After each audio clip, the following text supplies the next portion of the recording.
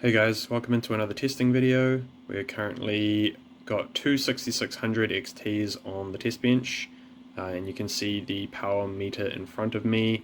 We are mining Ethereum, and on average we're using 122 watts for the whole rig.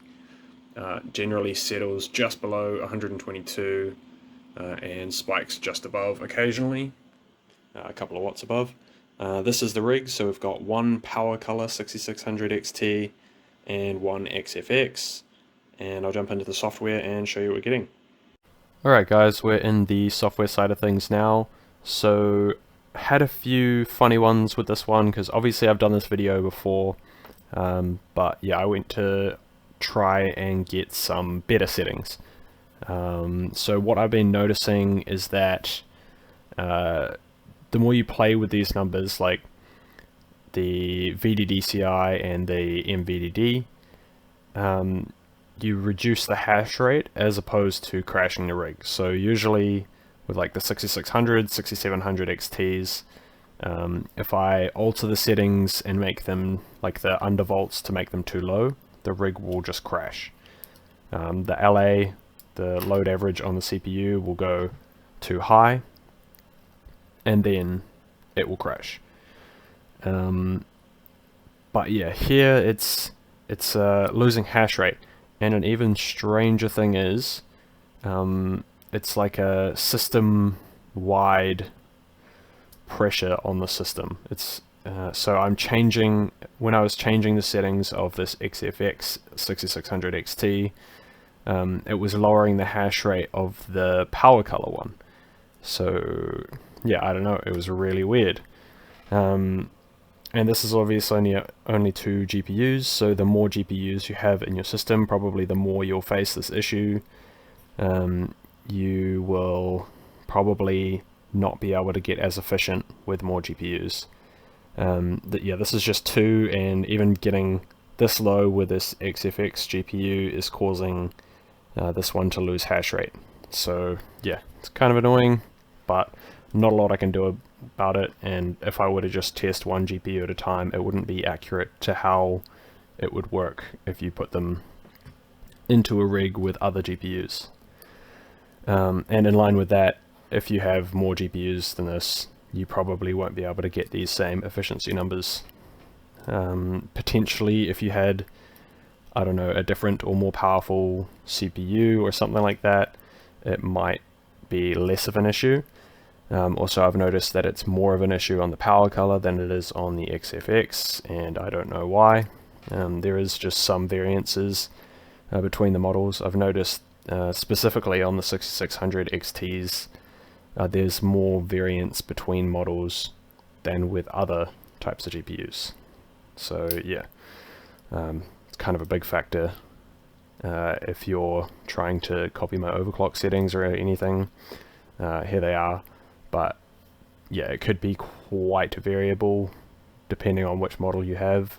If you have the same model, like yeah, it'll probably be similar, but you'll probably need to increase the voltage settings.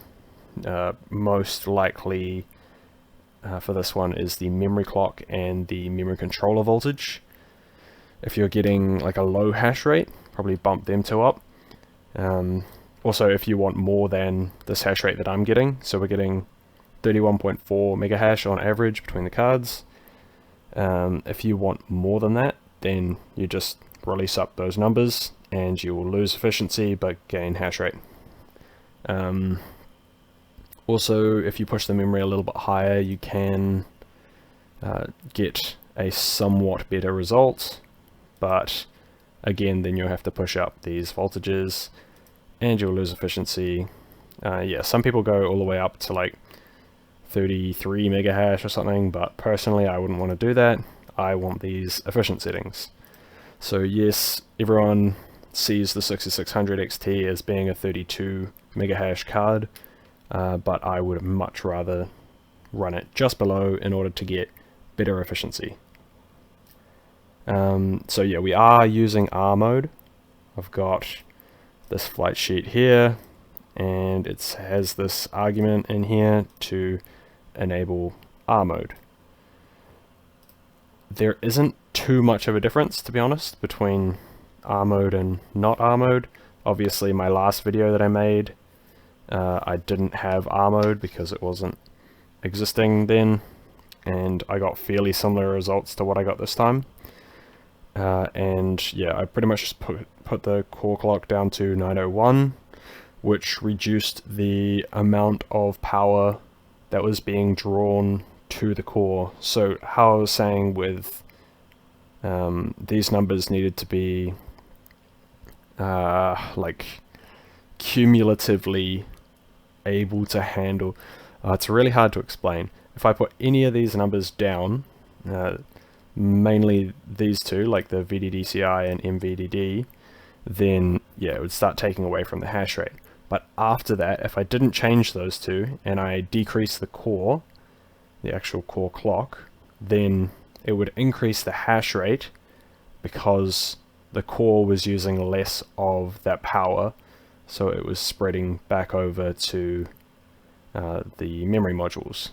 So yeah, quite complicated with this one, to be honest. I was trying for so long to try and find like the perfect balance just to get it to be like as good as possible. Basically, I was trying to, you know, find that little trick, you know, how with the 6600 non-XTs, there's the 901 trick.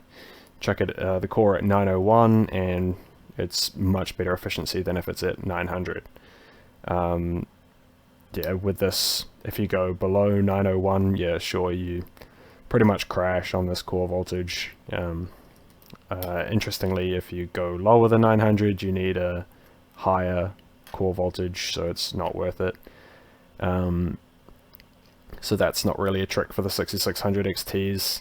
And then for the 6700 XTs, how we have the 1073 memory trick, I tried giving that a go, and we're getting like 30.5 mega hash or something at 1073 memory, but it did not allow us to reduce the SoC VDD max at all. So yeah, that was kind of a bust as well. Yeah, so there was no magical tricks to make this any more like super efficient or anything. But in lieu of that, these are the results that I got. I'll come over here first. So you saw the 122 watts on average at the wall minus the 17 watts of system leaves us with 105 watts for the two cards. Divided by 2, 52.5 watts, as you can see here.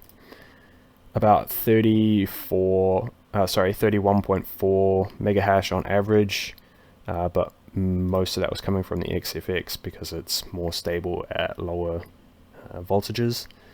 So yeah, the XFX model was coming in at 0.6 efficiency and the power color at 0.592. One thing to note about this is that I have not taken one of the GPUs off and like compared which GPU is actually pulling how much power. This is an average of the two GPUs. I did actually do it last time I did the testing, and I found that the XFX used one less watt than, well, sorry, the 2 less watts than the power color, which is meaning it was using one less than the average. So this is probably using 51.5, and the power color model is probably using 53.5. But I can't say that for sure. And realistically, considering we're talking about 6600 XTs in general, we should just go with an average anyway. So yeah, 31.4 mega hash and 52.5 watts. So if we take that to the compare tab, you can see the 6600 XT here. Those same two numbers gives us a 0.598 efficiency. So more efficient than the 6700 XT, but like extremely marginally, barely any better in terms of efficiency, and not quite on the same tier of efficiency as the 6600s on ETH. And also, I have not redone the testing on the 6800 since R mode came out. So honestly, I'd imagine the 6600 non-XT is about in line with these two as well, because I probably dropped like 3 or 4 watts on this card from the use of R mode, just based on like the software, how much the software wattage decreased. I mean, I can show you in here. So I believe in my previous test video I ran it at 100 watts or maybe even 101 watts software. I remember that 100 watt barrier was a tough barrier to get past. I couldn't quite get past it. But with R mode now it's down at 96, and I haven't even fully like played around with this, because I only play around with the settings once I've taken it out of the rig, because I don't want to end up with an unstable rig, basically. For anyone who did want to see the settings of that, there it is, but those are not optimized. So back to the 6600 XTs, you can see the hash rate is variable, especially for that top GPU. The power color varies quite a bit. Also, if we come over to this efficiency, the minus that kind of results calculator, we can see the efficiency tab here. It does have a bunch of ASICs and stuff in the top here, but yeah, looking at mainly the GPUs, like the first GPU we get is the A30, which is, I believe, a super expensive card. I don't know much about the A30, but yeah, we all know the CMP 170HX is outrageously expensive and unobtainable for us mere mortals, so pretty much completely ignore that card. Down to the first GPU that shows up here is the 5700 XT, which they actually have the wrong results for. They have a software power draw here, which we all know software power draws are not accurate on AMD cards. You're probably looking at closer to 100 watts for a 5700 XT. And then yeah, next card down, 6600 XT, they've got at 0.548 megahash per watt. But yeah, as I've shown you, personally I'm getting 0.598.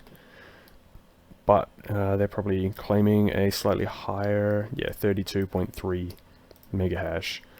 Honestly, I think they've probably taken a software power draw there as well, and they just haven't undervolted it properly, but yeah, whatever.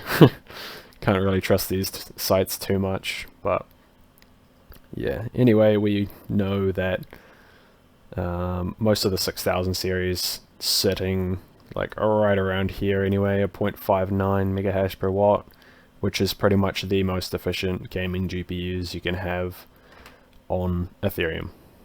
So yeah, it's really great efficiency. These are good cards for mining Ethereum. Well, the best. The 6000 series are the best. Unless you can get your hands on CMP 170HXs for really cheap. But I imagine you can't get CMP 170HXs for this dollar per megahash, although keeping in mind this is New Zealand dollars, so is probably not relevant to most of the people watching. Yeah, this kind of, because this document is mostly for my own use, I just show it on here because it's convenient, but yeah, dollar per megahash there is in New Zealand dollars. Yeah, so extremely good efficiency, basically in line with the rest of the 6000 series, and pretty much nothing else can stack up to it in terms of gaming GPUs. The only thing that's close is the 3070, and even then it's still like a fairly decent margin in terms of efficiency, and actually based on the second-hand prices in the current market in the country that I live in, which is New Zealand, they're about the same dollar per megahash as well, $12.90 per megahash.